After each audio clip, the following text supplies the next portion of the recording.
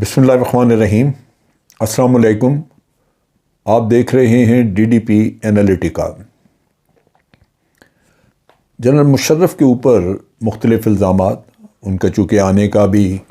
پتہ چلا ہے، تو اخبارات میں جو بھی حضرات فوج کے خلاف بغض رکھتے ہیں وہ اپنی تحقیقات یا علمیت کی بنیاد پہ بات نہیں کرتے، لیکن اپنے اندر چھپے ہوئے اس آپ کہہ لیجئے کہ ایک بغض کو، اناد کو وہ سامنے رکھتے ہوئے کچھ نہ کچھ الزامات عائد کرتے ہیں، بلکہ بہت سارے الزامات عائد کرتے ہیں۔ میں نے سوچا کہ میں ایک ایک الزام کے اوپر ایک ایک ویڈیو بنا کے جواب دوں گا۔ جواب نہ کہیے بلکہ یوں کہہ لیجئے کہ میں اپنا تجزیہ، اپنی رائے دوں گا، جو جس سے آپ اتفاق کرنا چاہیں کریں، اگر نہ کریں تو بہر صورت میری رائے کی طرح آپ کی رائے بھی کچھ ہو سکتی ہے۔ اور یہ چیز جو ہے یہ میں اس لیے کرنا چاہتا ہوں کہ بہت ساری چیزوں میں ہم افواہوں کی بنیاد پہ، پروپیگنڈا کی بنیاد پہ اپنی ایک پرسیپشن بلڈ اپ کر لیتے ہیں، جس سے کہ مختلف لوگوں کی شہرت کو نقصان پہنچتا ہے، اور باوجود بڑی وضاحتوں کے بھی وہ پرسیپشن بدلتی نہیں ہے۔ ان پرسیپشنز کے اوپر بھی میں بات کروں گا، ایک ویڈیو کروں گا اس پہ، لیکن ان الزامات کی فہرست میں سب سے پہلے جس الزام پہ میں نے ویڈیو کی وہ آپ نے دیکھی ہوگی، جس میں نے جو یہ الزام یہ تھا کہ جنرل مشرف نے ایک منتخب حکومت کا تختہ الٹا، ان کو ہٹا کے خود وہ حکومت پہ بیٹھ گئے۔ تو اس میں نے وہ تجزیہ دیا کہ منتخب حکومت بھی کوئی آئین کے تحت کام نہیں کر رہی تھی، چنانچہ یہ بھی ایک المیہ تھا کہ وہ جب ملک کے مفاد میں کام نہ کریں تو پھر آپ اسی طرح کے حالات دنیا میں یا ملکوں میں دیکھتے ہیں۔ اب دوسرا الزام جو بڑا فریکوینٹلی لگا دیا جاتا ہے وہ ہے کہ جنرل مشرف کسی نہ کسی طرح محترمہ بے نظیر کے قتل میں ملوث تھے۔ اب یہ وہ بڑا ایک گھناؤنا الزام ہے، اور آپ دیکھیے کہ اس کی بھی ایک پرسیپشن موجود ہے، سو کہ عدالت میں ایک کیس موجود ہے جس میں کہ جنرل مشرف کو مفرور قرار دیا انہوں نے، کیونکہ انہوں نے اس کیس کی پیروی نہیں کی۔ اب اگر ہم دیکھیں کہ اس کے حقائق کیا تھے اور جنرل مشرف اس کے بارے میں خود کیا کہتے رہے، تو وہ ڈیفینیٹلی وہ کچھ مختلف نظر آتا ہے۔ حقائق یہ تھے کہ جنرل مشرف کو جب یہ بات کی گئی تو انہوں نے بڑا واضح کہا، انہوں نے کہا کہ پہلا اصول تو یہ ہے کہ آپ یہ دیکھیں کہ اس قتل سے فائدہ کس کو ہوا۔ میرے ساتھ تو بے نظیر کا یہ طے تھا کہ میں صدر رہوں گا اور وہ وزیر اعظم ہوں گی، اور وہ وزیر اعظم بنتی تو مجھے اس کا فائدہ ہی فائدہ تھا۔ اور پھر میں نے ان کو روکا کہ آپ فی الحال پاکستان نہ آئیں، آپ کی زندگی کو خطرہ ہے، لیکن انہوں نے نہیں مانی بات میری۔ میں تو سرخرو اس معاملے میں۔ پھر انہوں نے یہ بھی بتایا کہ میں نے تو ان کو پوری طرح مہیا کی تھی سیکورٹی، لیکن جب وہ پارک سے باہر نکل گئیں تو پھر ان کو چاہیے تھا کہ احتیاط کرتے۔ ان کے اپنے سیکورٹی کے لوگ موجود تھے، رحمان ملک انچارج تھے سیکورٹی کے۔ پھر کس نے ان کو اس وقت ٹیلی فون کر کے کہا کہ آپ اس میں سے سر باہر نکالیں اپنی بلٹ پروف گاڑی میں سے۔ بلٹ پروف گاڑی جو ہے وہ اسی لیے ساتھ تھی کہ آپ محفوظ رہیں، لیکن آپ اگر اس سے نکل کے باہر آ جاتے ہیں تو پھر لازماً آپ غیر محفوظ ہو گئے۔ بہت ساری باتیں انہوں نے کیں، اور پھر انہوں نے کہا کہ ہم نے انٹرسیپٹ بھی کی ہیں بعض کال، جس سے پتہ چلتا ہے کہ قاتل کون ہے۔ یہ واقعہ یوں ہے کہ 27 دسمبر 2007 راولپنڈی کے لیاقت باغ میں بے نظیر ایک انتخابی جلسہ وہ ایڈریس کر رہی تھیں۔ جلسے کے بعد جب وہ باہر نکلیں تو ایک خودکش دھماکہ ہوا جس میں کہ وہ انتقال کر گئیں۔ اب آپ کو یاد ہوگا کہ اس جلسے کے دوران خالد شہنشاہ نامی ایک آدمی تھا جو بہت ہی عجیب و غریب قسم کے جیسچرز اور کچھ حرکات کر رہا تھا، جس کے بعد میں ویڈیوز وائرل ہوئیں، اور جس سے لگتا تھا کہ یہ شخص بھی کسی نہ کسی طرح کوئی عجیب و غریب جو حرکتیں کر رہا ہے اس سے کہیں یا تو اس کے علم میں کچھ یا یہ ملوث ہے کہیں۔ اور وہ شخص جو ہے وہ اس وجہ سے بھی ایک تقویت پکڑتا ہے کہ آپ نے دیکھا کہ اس واقعے کے کچھ عرصے بعد خالد شہنشاہ کو بھی مار دیا گیا. جس طرح آج کل آپ دیکھتے ہیں کہ منی لانڈرنگ کے کیسز میں جو بھی آدمی تحقیق کرتا ہے اس کو کسی نہ کسی طرح کیفر کردار تک پہنچا دیا جاتا ہے، اور یہ خالد شہنشاہ کا بھی حال ہوا. تو اس میں سمجھتا ہوں کہ وہ بہت ساری چیزیں ایسی نظر آتی ہیں جہاں آپ یہ کہہ سکتے ہیں کہ یہ ایک معمہ تھا، ایک ایسی چیز تھی جس کی آج دن تک پوری طرح وضاحت نہیں ہو سکی. پرویز مشرف کے اوپر جب یہ الزام لگایا گیا تو ان کے اوپر کوئی ثبوت یا شواہد کہیں سے پیش نہیں کیے گئے، لیکن یہ ایک سیاسی عمل کے طور پہ استعمال کیا گیا، جبکہ جنرل مشرف نے بڑا واضح کہا کہ اگر کوئی تحقیقات ہوتی ہے تو مجھ سے تعاون بھی کریں گے، لیکن واضح بات یہ ہے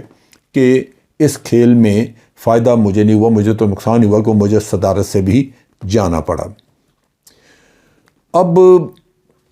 ایک ویڈیو بڑی وائرل ہوئی جس میں کہ غالباً شہزاد عالمگیر نام ہے، پیپلز پارٹی کے ایک بانی رکنوں میں سے ہیں. وہ بعد میں پیپلز پارٹی سے آپ یوں کہہ لیجئے کہ کچھ ان کے اختلافات ہوئے یا بعض چیزوں کے اوپر وہ خود مختلف رائے رکھتے تھے تو وہ پیچھے ہٹ گئے. ان کی ایک ویڈیو جس میں وہ بڑا واضح بتاتے ہیں کہ آصف زرداری جو ہیں وہ ان کو بے نظیر کو رستے سے ہٹانا چاہتے تھے اور وہ اقتدار پہ خود قبضہ کرنا چاہتے تھے، اور انہوں نے بڑا واضح طور پہ، انہوں نے کوئی لفظ چھپائے نہیں ہیں، انہوں نے آصف زرداری کا نام لیا ہے اور واضح طور پہ بتایا ہے کہ وہ اس کام میں ملوث ہیں. اب ثبوت ان کے جو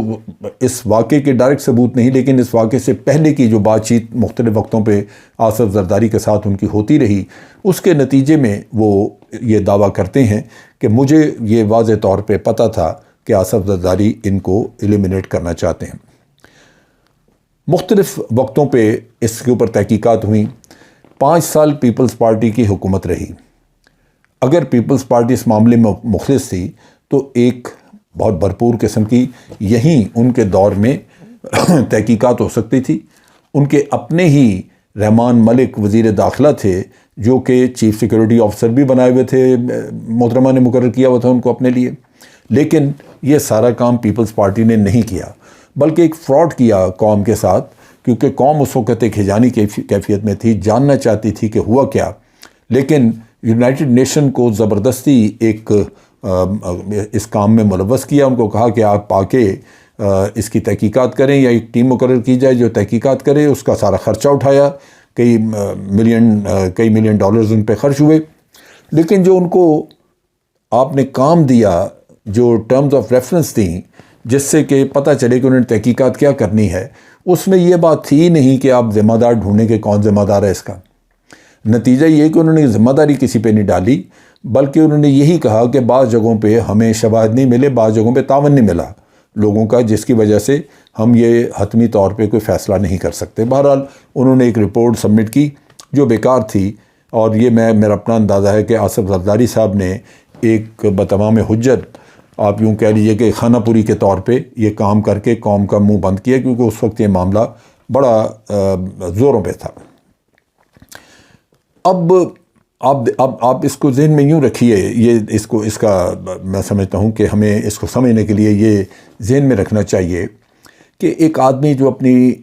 بچوں کی ماں کھو بیٹھا، اور اس کو اگر صدمہ تھا، اس کو اگر یہ واقعی تکلیف تھی، تو پہلی بات تو یہ کہ وہ پوسٹ مارٹم ہونے دیتا. پوسٹ مارٹم منع کیا، نہیں ہونے دیا. پھر اس کے بعد تحقیقات، اپنی حکومت تھی، خود صدر تھے، اپنے سارے لوگ تھے، جو چاہتے کرتے، جیسی چاہتے تحقیقات کروا لیتے، لیکن تحقیقات بھی نہ کی. یونائٹڈ نیشن جو باہر سے لوگ آئے جن کا کوئی تعلق واسطہ نہیں تھا، ان کو یہاں پہ پوری طرح تعاون نہیں ملا اور حکومت ہی نہیں کی تھی. نتیجہ یہ کہ وہ جو کچھ بھی انہوں نے کیا وہ لگتا تھا کہ وہ پردہ پوشی ہے، کسی جرم کے اوپر پردہ ڈالنے کا کام کیا جا رہا ہے. اب ایک بہت بڑا انٹرسٹنگ ڈیولپمنٹ ہوئی، وہ یہ کہ راؤ انوار جو کہ آصف زرداری کے رائٹ ہینڈ آدمی سمجھے جاتے ہیں، انہوں نے ایک ریسنٹلی انٹرویو دیا اور انہوں نے کہا کہ جو GIT رپورٹ بنی تھی، یہ پیپلز پارٹی کے دور میں ایک بنی جس نے کہ تحقیقات وغیرہ کی، اور یہ GIT کی جو رپورٹ تھی اس پہ انہوں نے دستخط کیے راؤ انوار نے، اور وہ یہ کہتے ہیں کہ میں نے دستخط اس وجہ سے کیے کہ میرے اوپر رحمان ملک کا دباؤ تھا، اور رحمان ملک جو کہ اس وقت کے وزیر داخلہ تھے، انہوں نے کہا کہ ہم نے ہر حالت میں جنرل مشرف کو پھنسانا ہے اس کیس میں، اور جنرل مشرف کو اس کا بیان لیے بغیر، یعنی ملوث کرنا ہے ان کو، لیکن جنرل مشرف کا بیان نہیں لینا، کیونکہ بیان میں پھر وہ بہت ساری باتیں جنرل مشرف بات کر دیتے، بتا دیتے۔ اسی طرح رون وار نے اپنے انٹرویو میں دعویٰ کیا ہے کہ پرویز مشرف کا بیان یا ان سے پوچھ گچھ کرنے کے لیے جب کہا گیا تو اس سے منع کیا گیا، یعنی اس پوچھ گچھ کے بغیر ہی جو کچھ کیا گیا وہ ان کے اوپر الزام دھر دیا گیا۔ یہ کبھی ہوتا نہیں، جب بھی آپ کسی کے بارے میں تحقیقات کرتے ہیں تو جس پہ الزام آپ بعد میں ڈال رہے ہیں اس کی اپنی صفائی تو اس میں موجود ہی نہیں، اس کے بیانات، اس کی تفصیل تو موجود ہی نہیں۔ سو یہ ایک یک طرفہ سا کام تھا جس کا اس نے اعتراف کیا کہ میرے اوپر دباؤ تھا، اور میں نے جب ثبوت مانگا تو انہوں نے اس کا کوئی ثبوت تو نہیں دیا، لیکن مجھے مجبور کیا کہ اس پہ دستخط کر دیں۔ جو رون وار ہیں انہوں نے یہ بھی کہا کہ رحمان ملک جو ہیں، رحمان ملک چونکہ خود سیکیورٹی کے انچارج تھے ساری سیکیورٹی کے، لہٰذا ان کا اپنا کردار جو ہے وہ شکوک و شبہات سے بھرا پڑا تھا، ان کے اپنے کردار کے اوپر کئی سوالات اٹھتے تھے۔ رون وار نے یہ بھی بتایا کہ بے نظیر کے پاس 2 بلیک بیری ٹیلی فون تھے جو کہ 3 سال تک رحمان ملک نے اپنے قبضے میں رکھے، چھپائے رکھے۔ وہ کیوں رکھے کوئی اس کی وضاحت نہیں، بلکہ وہ یہ کہتے ہیں کہ یہ اگر فونز وقت پہ مل جاتے تو بہت ساری چیزیں اس میں سے پتہ لگتیں، اور کوائٹ پاسبل کہ ان کی شہادت، اس کی وجوہات پتہ کرنے کا اس میں سے کچھ نہ کچھ ذریعہ مل جاتا، کچھ پتہ لگ جاتا۔ وہ یہ کہتے ہیں کہ ایک دفعہ یہ رون وار نے کہا کہ میں ایک دفعہ گیا آصف زرداری صاحب کو ملنے کے لیے، اور میں نے وہاں پہ ان سے تقاضا کیا کہ وہ بلیک بیری ٹیلی فون چاہیے تاکہ اس سے ہم تحقیقات میں مدد لے سکیں۔ تو آصف زرداری صاحب نے رون وار کو کہا کہ آپ رحمان ملک کے پاس جائیں، اس کے پاس ٹیلی فون ہے۔ جب رحمان ملک کو وہ کہتے ہیں میں نے آ کے کانٹیکٹ کیا تو انہوں نے مجھے ڈانٹا کہ تم کیا لینے گئے تھے آصف زرداری صاحب کے پاس، تمہیں نہیں جانا چاہیے تھا، اور ساتھ یہ کہا کہ میرے پاس کوئی ٹیلی فون موجود نہیں ہے، ٹیلی فون نہیں دیے۔ لہذا وہ یہ کہتے ہیں کہ رحمان ملک چونکہ اس وقت سیکیورٹی کے انچارج تھے، وہ سربراہ تھے، اور تحقیقات حقیقتاً انہی سے شروع ہونی چاہیے تھی، کیونکہ جس کے پاس سیکیورٹی کا انتظام تھا اس کو کچھ نہ کچھ خبر بھی ہوتی، اور اگر انتظام میں کوئی قلت تھی، کمی تھی، حکومت کی مدد چاہیے تھی تو انہوں نے ہی حکومت کو بتانا تھا کہ جناب ہمیں اس طرح کی یہاں پہ مدد چاہیے۔ لہذا تحقیقات انہی سے ہونی چاہیے تھی جو کہ ایک حلف سے وہ یہ کہتے ہیں کہ وہ ان کا کوئی بیان ہمارے پاس ہوتا، لیکن انہوں نے کوئی بھی بیان نہیں دیا۔ یعنی دوسرے لفظوں میں رحمان ملک جو کہ ایک بنیادی کلیدی رول ادا کر رہے تھے سارے معاملے میں، انہوں نے بیان دینے سے صاف انکار کر دیا۔ رون وار نے غالباً یہ بیان جو دیا ابھی جو ان کا انٹرویو ہے، وہ یہ کہتے ہیں کہ چونکہ مشرف کی صحت بگڑتی جا رہی ہے تو یہ سوچ کے کہ کچھ وضاحت ہو جائے، بات واضح ہو جائے، تو میں نے اس وجہ سے یہ انٹرویو دیا، اور میں کہیں بھی انڈر اوتھ وہ حلفیہ بیان جا کے دے سکتا ہوں جو کہ